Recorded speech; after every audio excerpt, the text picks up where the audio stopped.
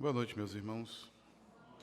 Bendito seja o nome do nosso Senhor Jesus Cristo, do qual rendemos a nossa vida e toda a honra, toda a glória e o nosso louvor. Vamos lá, então, continuar. Apocalipse, capítulo 14. Hoje nós vamos dos versos 14 a 20.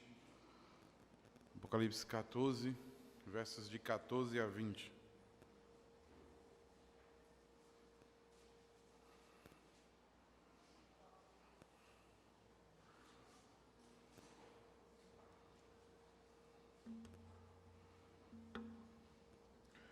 Apocalipse 14, versos de 14 a 20. Eu vou ler, os irmãos acompanhem. Olhei, e eis uma nuvem branca, e sentado sobre a nuvem, um semelhante a filho de homem, tendo na cabeça uma coroa de ouro e nas mãos uma foice afiada. Outro anjo saiu do santuário gritando em grande voz para aquele que se acha sentado sobre a nuvem: Toma tua foice e ceifa, pois chegou a hora de ceifar, visto que a seara da terra já amadureceu. E aquele que estava sentado sobre a nuvem passou a sua foice sobre a terra, e a terra foi ceifada. Então saiu do santuário que se encontra no céu outro anjo, tendo ele mesmo também uma foice afiada. Saiu ainda do altar outro anjo, e aquele que tem autoridade sobre o fogo, e falou em grande voz ao que tinha a foice afiada, dizendo: Toma tua foice afiada e ajunta os cachos da videira da terra, porquanto as suas uvas estão amadurecidas. Então o anjo passou a sua foice na terra e vidimou a videira da terra e lançou-a no grande lagar da cólera de Deus. E o lagar foi pisado fora da cidade. E correu sangue do lagar até os freios dos cavalos, numa extensão de 1.600 estádios. Deus, nós bendizemos o nome. Por mais que as informações saltem aos nossos olhos, nós te suplicamos que tu nos traga a esperança, Senhor. Não só o conforto, não só, Deus grandioso, a certeza do que há de acontecer, mas também a esperança, Senhor, daquilo que há de vir. Que tu, Senhor, possa iluminar os nossos olhos, os nossos corações e mentes, para que possamos, Senhor, sair daqui edificados, sair daqui certos de que tu reina, certos de que tu governa, certos, ó Deus, de que somos povo teu. Se assim, Senhor, não for, que tu nos faças, Senhor, povo teu. Se assim não há certeza dentro de nós, que tu, ó Deus grandioso, faça com que assim aconteça. Te louvamos e bendizemos o nome, no nome do Senhor Jesus. Amém, Pai. Meus amados irmãos, como temos caminhado e temos visto, o grande dia, o dia do juízo chegou. Ou a cena ou as duas cenas que são descritas para nós nesses textos, ou seja, do verso 14 ao verso 16 e do verso 17 até o verso 20, elas são paralelas entre si, elas são a mesma cena, só que contadas de uma perspectiva, de uma visão diferente. A forma como João faz, ou seja, esse olhei, essa expressão que ele sempre coloca, olhei, ela é a sétima desse bloco que ele coloca antes de então começar o grande dia, o dia do juízo de Deus. Ele então ele vem mostrando claramente para nós de que ele olha quem é a besta, ele olha como ela age, ele olha como nós somos protegidos com relação a essa besta, ele olha então como Deus constrói a grande Jerusalém, a grande Sião, e mostra isso para aqueles que são salvos, para esses 144 mil. Ele faz questão de sempre dizer: e olhei que isso aconteceu, e olhei e vi que isso estava sendo feito. E ele então chega na última dessas visões dele, dessas vistas dele, que é justamente o dia em que o Senhor então há de voltar, há de vir para julgar aqueles que hão de experimentar do cálice da ira de Deus. Uma coisa é muito clara para nós, e eu espero que isso tenha sido guardado no coração de vocês. Uma coisa é muito latente para nós, é de que fica muito claro que nós não participaremos desse momento. Fica muito nítido de que aqueles que são lavados pelo sangue do Cordeiro jamais experimentarão do cálice da ira de Deus e, consequentemente, jamais passarão pelo juízo de Deus. Isso precisa ficar muito claro e muito nítido. Eu sei que muitas das vezes aparece para nós a ideia de que todo ser humano haverá de comparecer ao tribunal divino, mas e de que muitas das vezes nossos avós, nossos bisavós diziam isso repetidamente para nós, de que todos hão de comparecer ao tribunal divino, mas aqueles que são salvos, que são aspergidos e que são alvejados pelo sangue do Cordeiro, não comparecerão ao tribunal divino, porque nós fomos salvos em Cristo Jesus, fomos lavados em Cristo Jesus, a justiça de Deus foi imposta em Cristo Jesus no nosso lugar. Por isso ele é chamado do Cordeiro Pascal, do Cordeiro da expiação, do Cordeiro Vicário, porque ele é o substituto nosso, que provou do cálice da ira de Deus na cruz do Calvário, para que pudéssemos, então, ter vida. Então, como vimos domingo passado, João, e se você voltar à sua Bíblia, talvez uma página, ou na sua, possa até estar na mesma página, você vai ver que João começa o capítulo 14 enfatizando para nós de Jesus, mostrando para os 144 mil, ou seja, para aqueles que são salvos de todos os povos, tribos, línguas e nações, mostrando a grande Jerusalém, mostrando Sião, mostrando a morada eterna que ele construiu durante todo esse tempo em que ele voltou para junto do Pai para construir essas moradas. Jesus mostra muito claramente, e esses 144 mil, que eu espero, oxalá, queira o nosso Deus pela sua rica misericórdia, todos nós assim estejamos lá, não passaremos por esse tribunal, não passaremos de forma alguma, pois o juízo de Deus, e juízo significa condenação, sentença condenatória, o juízo de Deus se dará exclusivamente e especificamente para aqueles que serão condenados.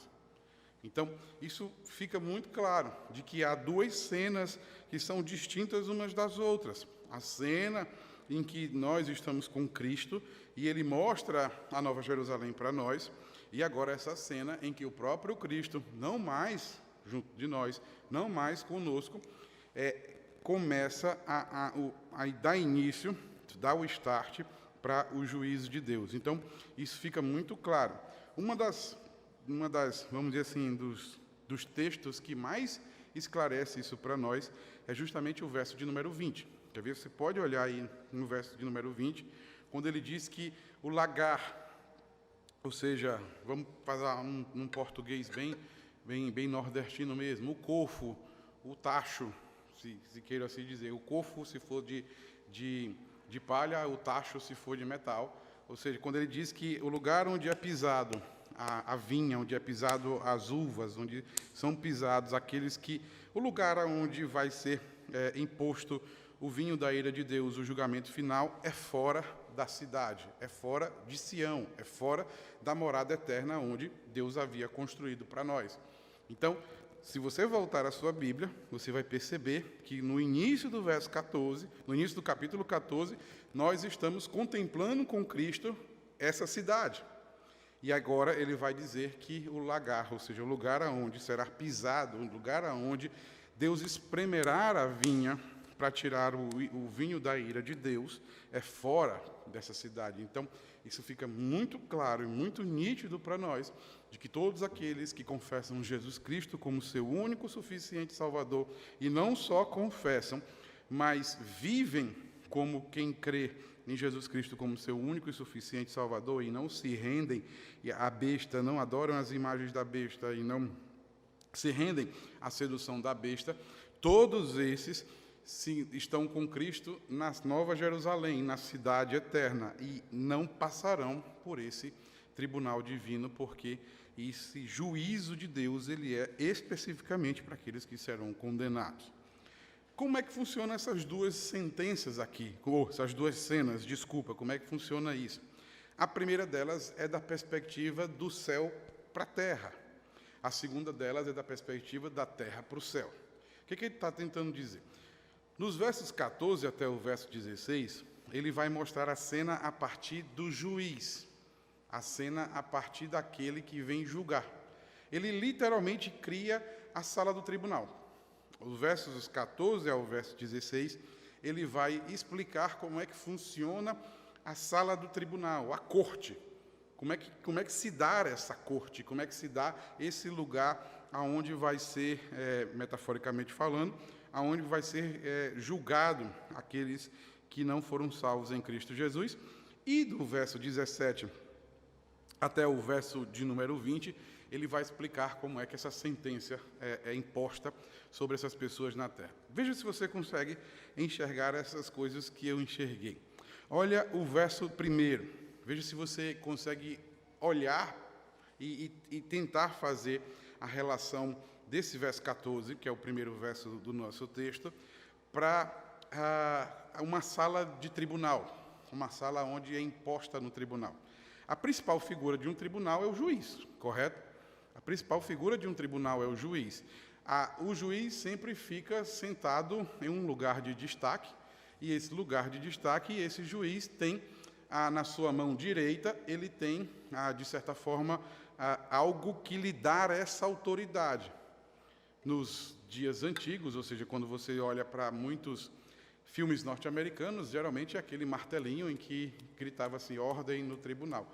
Geralmente no Brasil não tem isso. No Brasil não existe esse martelinho em que o juiz... Geralmente é uma campainha, ou então às vezes como se for num juizado pequeno, numa coisa pequena, nem isso tem, o juiz manda o advogado calar a boca e assim sucessivamente fica dessa forma. Mas, no caso do Brasil, o que dá autoridade para o juiz é aquela toga, a toga que dá autoridade para ele. Olha para a figura, olha como João descreve esse juiz, esse tribunal. Ele diz que em uma nuvem branca está sentado o juiz.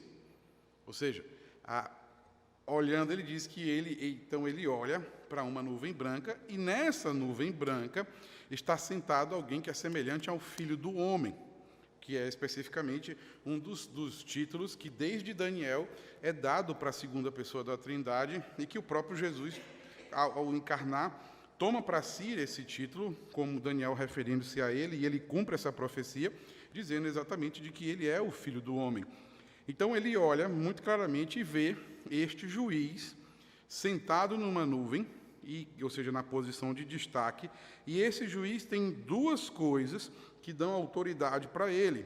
A primeira delas é a autoridade sentencial, que é a autoridade de rei. A autoridade, naquela época, o juiz se confundia com o rei, e aí é importante nós entendermos que estamos no contexto do Império Romano, e era o imperador que tinha o poder ou de salvar ou de matar a pessoa, daí vem os símbolos para cima, do polegar para cima, do polegar para baixo, e é essa coroa que dá autoridade de poder a ele, e então ele tem na sua mão uma foice, que é o símbolo especificamente metafórico aqui, o símbolo de poder tirar a vida de cada pessoa. Então, ele tem esse poder e essa autoridade. Ao invés daquele quebrador de caranguejo que muitas vezes bate assim na mesa para dizer autoridade, ordem no tribunal, ele tem então a foice na sua mão e tem a coroa, que ele tem o poder de julgar aquelas pessoas. Aqui, meus amados irmãos, é cumprimento de algumas profecias que eu acho que vocês podem se lembrar muito claramente. Quando Jesus sobe aos céus, é assunto aos céus, e os discípulos ficam lá, olhando, perguntando assim, quando é que ele volta? Será que ele vai voltar? O que ele foi fazer lá em cima, se o lugar dele é aqui embaixo? Por que ele está indo? E aí aparece anjos e diz, lá em Atos capítulo 1, dos versos 6 e verso 8, diz muito claramente assim, varões galileus, porque estáis olhando para os céus, não sabeis que assim como viram o Filho do Homem subir, também virão o Filho do Homem voltar sobre as nuvens. Lembram de ter esse texto? A mesma coisa acontece com o próprio Jesus, lá no Evangelho de Marcos, se eu não me engano, Marcos capítulo 10, quando então ele olha e passa a dizer a mesma coisa, que vai trazer para nós de que este Filho do Homem também haveria de voltar pelas nuvens. E João descreve exatamente esse Filho do Homem voltando como? Sentado nas nuvens. Só que a posição agora não é a mesma posição de vir salvar pessoas, de vir resgatar as pessoas, porque ele já resgatou as pessoas. A posição agora é a posição de juiz, ele vem julgar os vivos e os mortos. Muito parecido com o que diz Mateus capítulo 24 e Mateus capítulo 25, quando ele aparece então para separar à direita as ovelhas e à esquerda aqueles que haveriam de ser julgados. E aí ele traz consigo esses símbolos de autoridade.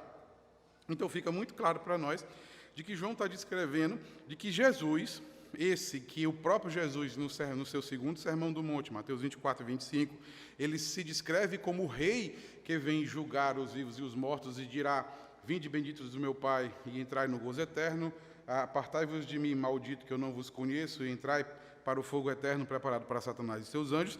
Este mesmo juiz que é descrito pelo próprio Jesus, é autoafirmado pelo próprio Jesus, de que ele é esse juiz, de que ele era esse rei que vem julgar, é a mesma coisa que João descreve aqui para nós, é a mesma figura, ou seja, o juiz sentado na posição de destaque, com a sua coroa, que lhe dá autoridade para dar qualquer sentença, e na sua mão tem a foice afiada, que é para poder tirar a vida dos outros. Então, fica claro que o dia dos juízes chegou, e o grande juiz, aquele que irá dar a sentença, aquele que sonda os corações e aquele que dará a sentença, aquele que morreu para que as pessoas pudessem ser salvas, sabe exatamente por quem ele morreu, por isso ele tem o poder de separar dos lados os inocentes e os justificados e aqueles que serão ajuizados, que serão juizados, na verdade, traz então consigo esse poder e essa autoridade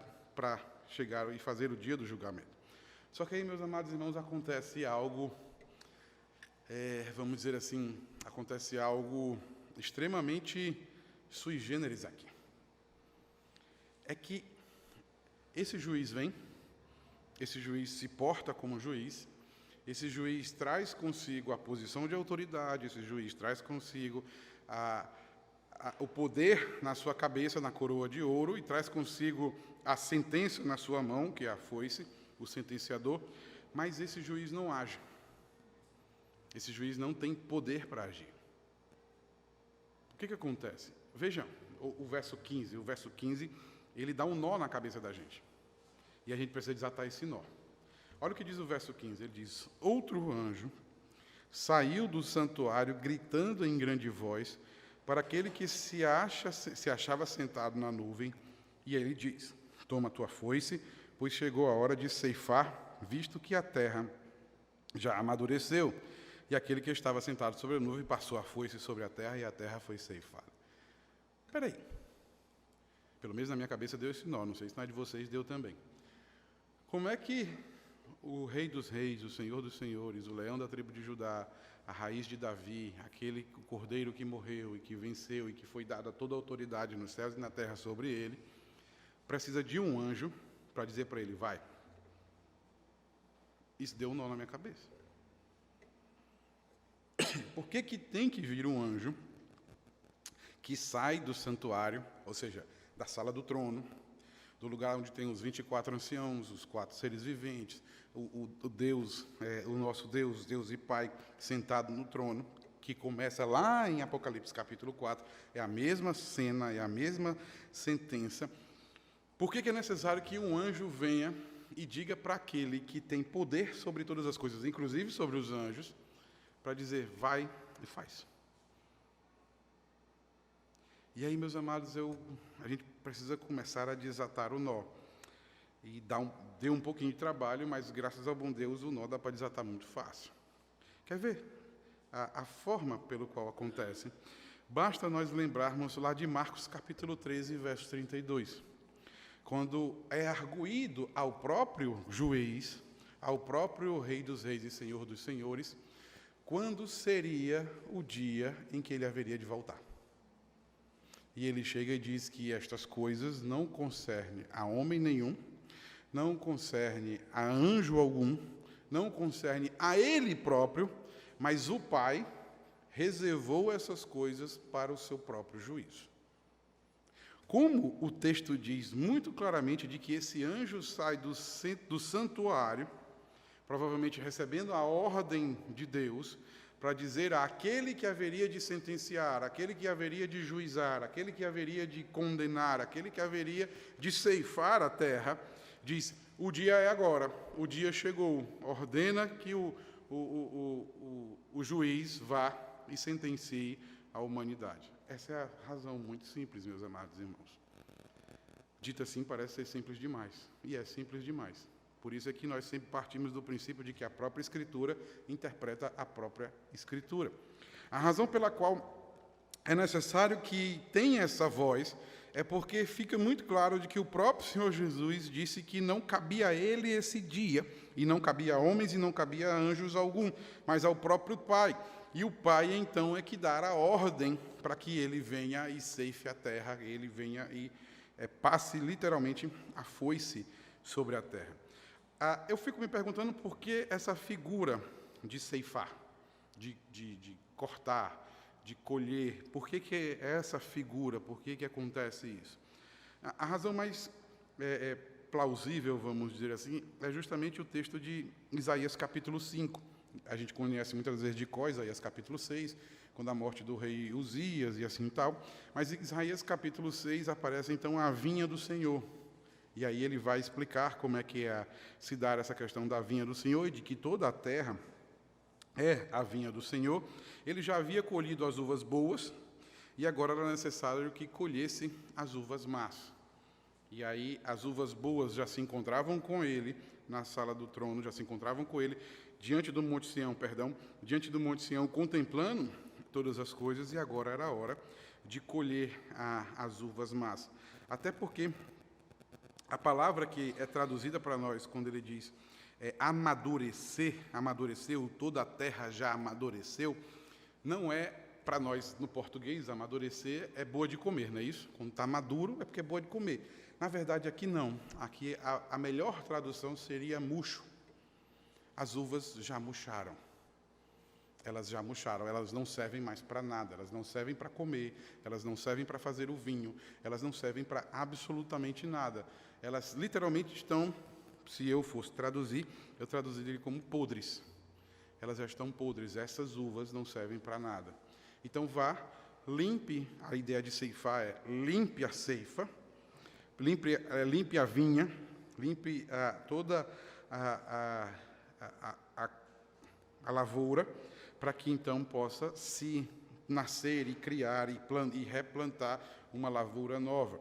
E é por isso que ele vem e pega a foice e começa a passar a foice no meio de toda a lavoura, porque as uvas que ficaram são uvas podres, são uvas murchas, são uvas que não servem nem para comer, não servem nem para ornamentar, não servem nem para fazer o vinho, não servem nem para fazer o suco, não servem para fazer absolutamente nada.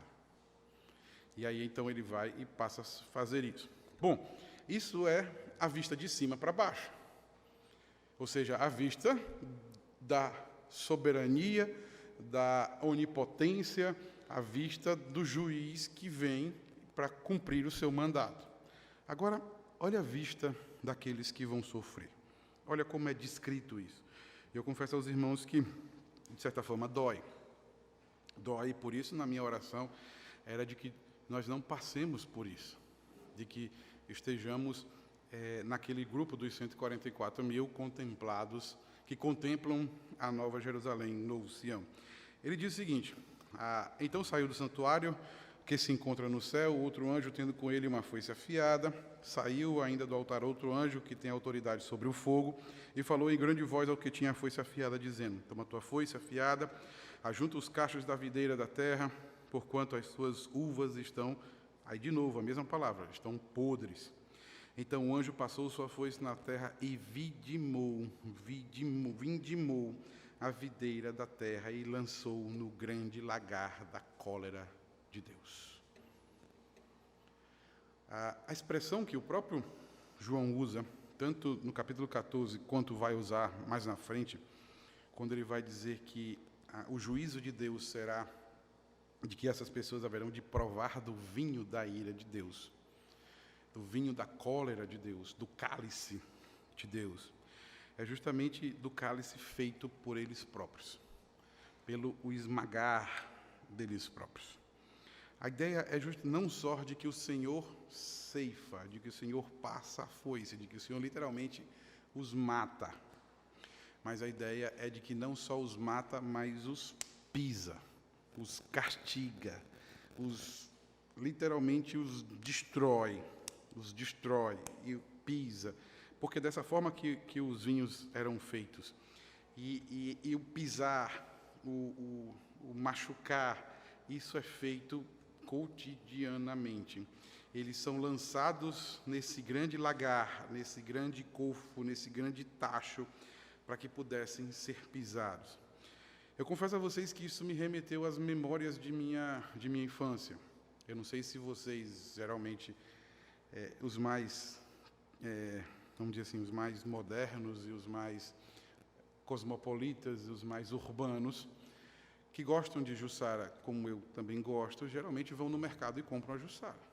E ela já vem empacotadinha, bonitinha, ou até aqueles que vão, assim, acham, aqueles que vão no lugar onde se faz a jussara na hora, e o cara bota na máquina e de lá já sai a jussara. Eu não fui criado assim. Minha avó, minha afinada avó, que foi membro dessa igreja, antes de muitos de vocês chegarem, ela fazia jussara em casa. Ela pegava o grão e botava de molho e botava literalmente no tacho, no lagar. E ela pegava 1 litro de vidro e batia e jogava água e peneirava e batia. E aí ia descascando até o caroço ficar bem limpo e dali batia manualmente até sair o vinho, e ela literalmente chamava de vinho, o vinho da jussara. É mais ou menos isso que Deus vai fazer com essas pessoas. Só que o caso da jussara era boa, que a gente comia depois, muito, muito bom. Mas aqui não. Aqui são jussaras podres, são uvas podres, que só servem para encher o vinho da ira de Deus. E isso me veio na mente muito claramente, de que as pancadas que minha avó dava naqueles caroços de jussara são as pancadas que, metaforicamente, os pés de Deus haverão de dar nessas uvas podres. E a forma como João descreve isso é de que aqueles que não foram alvejados pelo sangue do Cordeiro, que não foram fiéis ao Cordeiro durante toda a sua vida, que não creram no nome do Cordeiro e que se renderam à sedução das bestas, o próprio Cordeiro, agora como o juiz, vai vir para pisar. E aí ele diz muito claramente de que essa pisada, esse vinho, esse que ele vai dizer que é um sangue que sai do lagar, ele se estende por uma extensão de 1.600 estádios. E a ideia é de que é tanta gente que se estende por distâncias e mais distâncias da quantidade de sangue ou de suco de uva, das uvas podres que sofrerão do juízo de Deus. E aí ele termina dizendo, que aí é o verso primeiro que a gente vai ver no domingo que vem, ele termina dizendo que ele vai começar a explicar como é que isso vai se dar. Ou seja, ele começa a explicar detalhadamente, quando ele diz que eis que vi do céu outro grande sinal outro sinal grande e admirável, 7 anjos tendo os 7 flagelos, pois como esse se consumou a cólera de Deus. Meus amados irmãos, 2 lições muito dolorosas para nós. A primeira delas é de que o juízo de Deus é real. Ele é real. Não há a possibilidade do juízo não acontecer. O juízo de Deus é real. O que eu quero dizer com isso para você é que valorize aquilo que Jesus sofreu na cruz do Calvário para que nos desse vida. E quando eu falo de vida, não é agora, não é essa coisa de que muitas das vezes as pessoas chegam e dizem: ah, Jesus morreu para que você tivesse vida. É esse negócio bem aqui, ó. É de que Jesus morreu, ele sofreu, ele passou aquilo que a gente viu na Páscoa, ele passou pelos, vamos dizer assim, pelas hostes romanas, pelas sentenças romanas, para que nós não pudéssemos passar pela sentença do próprio Deus e não pudéssemos ser parte do vinho da ira de Deus, porque o juízo é iminente. O juízo é iminente. Ele vai acontecer. Não tem para onde correr. Aqueles que não estão dentro metaforicamente falando, o número é metafórico, dos 144 mil, mas aqueles que não são, dos que são salvos por Cristo, de todos os povos, tribos, línguas e nações, haverão de produzir o cálice do sangue e do vinho da ira de Deus. É doloroso, meus amados irmãos. É doloroso porque sabemos que pessoas que amamos vão passar por isso. É doloroso por conta disso. Pessoas que temos um apreço, pessoas que temos um carinho, pessoas que muitas das vezes até oramos por eles, vão passar por isso. Vão passar por esse dia que há de chegar, que há de ser cumprido, que há de se fixar para todos aqueles que caíram nas ciladas, nas seduções da besta e não acreditaram no sangue do Cordeiro. Esse dia, ele é real. Ele, por mais sangrento e dolorido que ele possa ser, ele é real. Para nós, ele será o dia de alegria, porque é o dia que teremos o corpo incorruptível, a morte não existirá mais, toda lágrima será enxugada. Mas para aqueles que não foram lavados, alvejados pelo sangue do Cordeiro, será um dia de choro, de pranto. E a Bíblia vai dizer que esse pranto e esse choro é eterno. Por isso que ele diz que o inferno é descrito como um lugar de choro e ranger de dentes. Dói tanto que é necessário que o dente ranja por conta disso. Mas é o vinho da ira de Deus, meus amados irmãos. A segunda lição que eu quero que vocês entendam é que o texto nos remete à parábola das 10 virgens, as virgens nércias e as virgens prudentes. Remete a nós por conta, e talvez o próprio Jesus ilustra isso quando vai explicar como será o dia, no próprio capítulo 24 de Mateus, antes de chegar no 25, ele ilustra isso para nós dizendo que não tem como nós sabermos o dia. Esse dia não tem como. E aí a gente sabe que existem alguns traços do cristianismo que tentaram achar esse dia. E de que muitas das vezes algumas religiões até se firmaram por conta de tentar achar esse dia. Vimos, por exemplo, que algumas seitas ocultas, não ocultas de ser escondidas, mas ocultas por conta do ocultismo, tentaram achar o dia e muitos jovens acabaram tirando a sua própria vida, achando que era o dia e que uma nave passaria para que pudesse levá-los. Vimos que no próprio Brasil, alguns sacerdotes ou sacerdotisas que se acham detentoras de dizer esse dia, marcaram várias e várias vezes o dia da volta do Cordeiro e acabaram errando, acabaram entrando em descrédito. O que para nós, meus amados irmãos, traz como lição de que não interessa para nós sabermos esse dia. Não é aquilo que é valoroso para nós saber o dia. O que é valoroso para nós é de que esse dia é real. É de que esse dia vai existir. O que é valoroso para nós é de que precisamos entregar a nossa vida ao Senhor nosso Deus, viver de uma forma completa a vida com Jesus, para que nós não só não passemos por isso, mas não olhando para o lado negativo, mas olhando para o lado positivo, para que possamos participar do dia das bodas do Cordeiro. Não interessa para nós se haveremos de experimentar isso sem passar pela morte física, ou se haveremos de experimentar já com a morte eterna. Paulo até tenta fazer uma compensação disso em 1 Coríntios capítulo 15, quando ele chega e diz, mas os mortos ressuscitarão primeiro. Ou seja, ele tenta trazer uma compensação daqueles que morreram antes da volta do Messias, para dizer que, olha, aqueles que morreram vão ressuscitar primeiro, depois serão aqueles que estão vivos. É uma compensação que ele tenta fazer, mas o que traz para nós aqui entender nesse exato momento é que esse dia é real. O Messias vai voltar. Ele vai voltar com poder e autoridade para julgar aqueles que não creram, mas para dizer também para nós: vinde benditos do meu Pai, entrai no gozo eterno preparado para vós antes da fundação do mundo. Creia no nome desse Jesus. Creia não só que ele existe, que eu sei que a maioria das pessoas crê, e aí Tiago diz que o próprio diabo também crê. Mas não é essa a ideia, tenha ele como seu único e suficiente Salvador e viva uma vida plena com ele, para que esse dia seja um dia de alegria para nós e não o dia de tristeza. Que Deus tenha misericórdia de nós e nos abençoe e nos guarde.